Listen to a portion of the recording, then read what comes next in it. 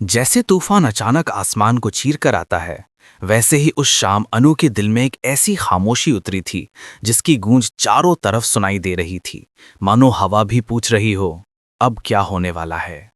दोस्तों, कभी कभी जिंदगी के मोड़ इतने अप्रत्याशित होते हैं कि इंसान सोचता रह जाता है, क्या ये सच में मेरे साथ हो रहा है। आप भी बताइएगा, क्या आपने कभी ऐसा महसूस किया है। अनु के सामने बैठे आर्या की आंखों में एक अजीब सी चमक थी, पर उसकी आवाज बेहद शांत। उसने कहा, तुम्हारी खुशी से बड़ा कुछ नहीं है अनु। अगर तुम्हें आगे बढ़ना है, नई जॉब करनी है, तो मैं तुम्हारे फैसले को सिर आंखों पर रखता हूं। अनु का दिल एक पल को रुक गया।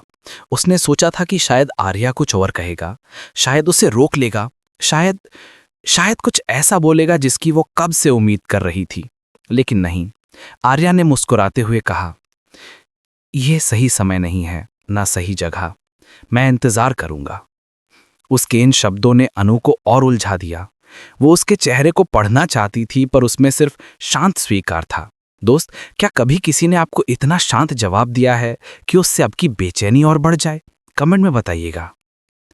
उस रात आर्या घर लौटा तो उसके मन में एक ही ख्याल था, अनु का रास्ता अगर मेरे रास्ते से होकर गुजरना ही है, तो मुझे उसे वहीं लाना होगा जहां उसे होना चाहिए। उसने साहस जुटाकर गोपाल जी से कहा कि वो चाहता है अनु को राजनंदिनी साड़ी का हेड बनाया जाए। ये सुनकर गोपाल जी का चेहरा सख्त हो गया। नहीं, उन्होंने साफ शब्दों में कहा, तुम चाहे उसे कुछ भी बना लो, लेकिन मेरे रहते अनु तुम्हारे ऑफिस में काम नहीं करेगी। आर्या के अंदर जैसे कोई दीवार ढह गई, पर उसी क्षण गोपाल जी के मन में एक पुरानी याद चमकी। देव द्वारा दी गई वही राजनंदिनी साड़ी, वो साड़ी जो सिर्फ कपड़ा नहीं बल्कि भाग्य का प्रतीक मानी जाती थी। उन्हें एक अजीब सा संकेत महसूस हुआ, जैसे भगवान ही कोई रास्ता दिखाना चाह रहे हों। दोस्तों, क्या आपको कभी किसी चीज में ऐसा संकेत महसूस हुआ है कि मानो किस्मत खुद रास्ता बना रही हो? जरूर बताइएगा। इधर अनु रात भर सो नहीं पाती। सपने उसे फिर परेशान करने लगे। वही जैस्मीन का फूल, वही अजीब रोशनी, वही धड़कने। वो चौंक कर उठ बैठी और तभी उसकी माँ ने उसके हाथों में वही फूल रख दिया। अभी सपने में भी यही फूल था। अनु की आवाज कांप गई। पुष्पा जी और गोपाल जी दोनों घबरा गए। उन्होंने तुरंत फैसला किया, उन्हें आपे के मंदिर जाना होगा। शायद वहां उन्हें कोई उत्तर मिल जाए। सुबह होते ही वे निकलने को तैयार हुए। तब गोपाल जी ने अनु से कहा, मैंने किसी से तेरी नौकरी की बात की थी, तो उनसे मिल लेना, फिर देखेंगे। अनु ने मन ही मन सोचा, मैं नौकरी तो छोड़ने वाली हूं, पर मिलने में क्या जाता है। उधर आर्या की माँ भी सुबह सुबह घर से निकल गईं। जब आर्या ने पूछा तो उसके भाई ने बताया, वो आपे के मंदिर गई हैं। जैसे मानो कोई अदृश्य ताकत सबको एक ही जगह खींच रही थी। मंदिर पहुंचकर अनु और उसके माता पिता बेहद परेशान से चारों तरफ देख रहे थे। उन्हें समझ नहीं आ रहा था कि क्यों बार बार उन्हें वही सपने आ रहे हैं, वही फूल, वही संकेत। तभी वहां देव आए और उन्होंने अनु के माता पिता और आर्या की मां दोनों के हाथ एक हल्की सी मुस्कान के साथ मिला दिए। मनोभाग्य दो परिवारों को एक डोर से जोड़ चुका था। फिर आर्या की मां ने वही राजनंदिनी साड़ी निकालकर अनु के माता पिता को दे दी।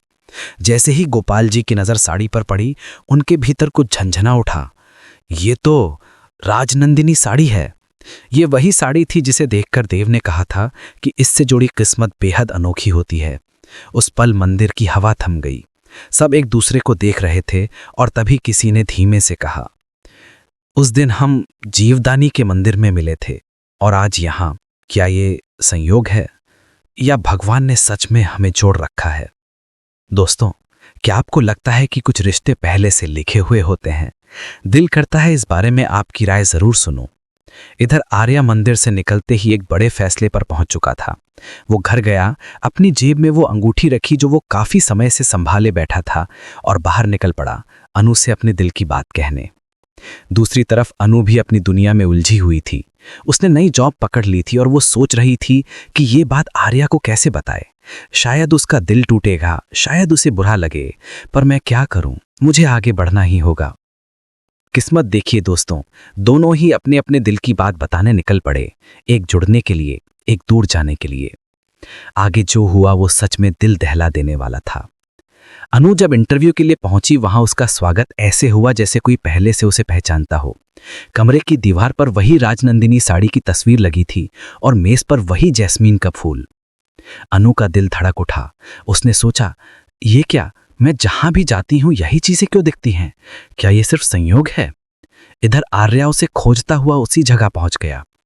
जैसे ही उसने अनु को देखा, उसकी सांसें रुक गईं।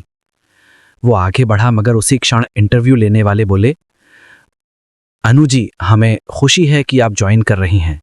आपकी किस्मत सच में खास है। किस्मत, ये शब्द आर्या के कानों में हथौड़े की तरह बजा।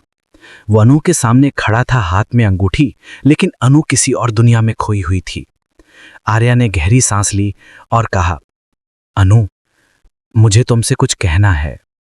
अनु ने पलटकर देखा। उसके चेहरे पर चिंता थी। सर, मैं आपको बताने ही वाली थी कि मैंने नई जॉब पकड़ ली है। मैं वहीं काम करूंगी। आर्या के हाथ ढीले पड़ गए। अंगूठी उसके हाथ में ही दबकर रह गई। माहौल इतना भारी था कि हवा तक कांप रही थी। दोस्तों, यहां आप क्या करते? अपने दिल की बात कहते या चुप रह जाते? कमेंट में लिखिएगा। पर कहानी यहां खत्म नहीं होती। किस्मत के पास अभी एक बड़ा मोड़ बाकी था। जब देव वहां आए, उन्होंने मुस्कुराते हुए कहा, जिस लड़की की किस्मत राजनंदिनी साड़ी से बंध जाती है, उसका रास्ता हमेशा वहीं लौटता है जहां उसकी असली जगह होती है। उन्होंने अनु और आर्या दोनों की तरफ देखा। तुम दोनों एक दूसरे से दूर जाने की जितनी भी कोशिश कर लो, किस्मत तुम्हें फिर करीब ले आएगी। अनु ने आर्या की ओर देखा। उसकी आंखों में सवाल थे। आर्या ने अनु की ओर देखा। उसकी आंखों में जवाब थे। तभी हवा के झोंके से जैस्मिन का फूल उनके पैरों के पास गिरा, वही फूल जो सपनों में आता रहा था। अनु कांप गई। आर्या झुककर फूल उठाया और कहा, अब समझ में आया। ये सिर्फ तुम्हारा सपना नहीं था, ये संकेत था। तुम्हारे रास्ते मेरे रास्तों से जुड़े हुए हैं। अनु की आंखों से आंसू बहने लगे। वो धीरे से बोली, पर मेरी नई जॉब, मेरा नया फैसला? आर्या ने हल्की मुस्कान के साथ कहा, फैसला वही सही होता है जो दिल को सुकून दे। और तुम्हारा दिल क्या कह रहा है अनु? अनु ने अपनी धड़कनें सुनी और पाया कि हर धड़कन सिर्फ एक नाम पुकार रही थी, आर्या। दोस्तों, क्या आपने कभी महसूस किया है कि किसी इंसान के बिना आपकी दुनिया अधूरी है? अगर हां, तो इस कहानी से जरूर जुड़ पाए होंगे। और आखिरकार अनु ने धीरे से कहा, आर्या, शायद मेरी मंजिल वही है जहां तुम हो। आर्या ने अंगूठी उसके सामने बढ़ाई। तो क्या मैं कह सकता हूं कि अब हमारी राहें सच में एक हो जाएं? अनु की आंखों में चमक थी, डर था, प्यार था, सब एक साथ। और उसने हां में सिर हिला दिया। वो पल जैसे समय ने अपने हाथों में रोक लिया हो। मंदिर की घंटियों की आवाज, हवा की हल्की सरसराहट और दोनों के हाथों का मिलना, सब कुछ किसी दिव्य फिल्म की तरह लग रहा था। और इस तरह उनकी कहानी वहां पहुंची जहां से एक नई शुरुआत होनी थी। दोस्तों, आपको क्या लगता है? क्या कुछ रिश्ते सच में भगवान जोड़ता है? क्या किस्मत सच में फूलों, संकेतों और संयोगों के जरिए हमें रास्ता दिखाती है? अपनी राय जरूर बताइएगा। कहानी का अंत, पर भावनाओं की शुरुआत अभी भी गूंजती रहती है।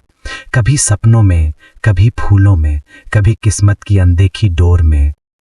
और इस तरह अनु और आर्या की कहानी एक खूबसूरत मोड़ पर आकर थमी, जहां ना कोई डर बचा, ना कोई सवाल, बस एक शांत, गहरा, सुकून भरा एहसास कि कुछ रिश्ते सच में ऊपर से लिखे आते हैं।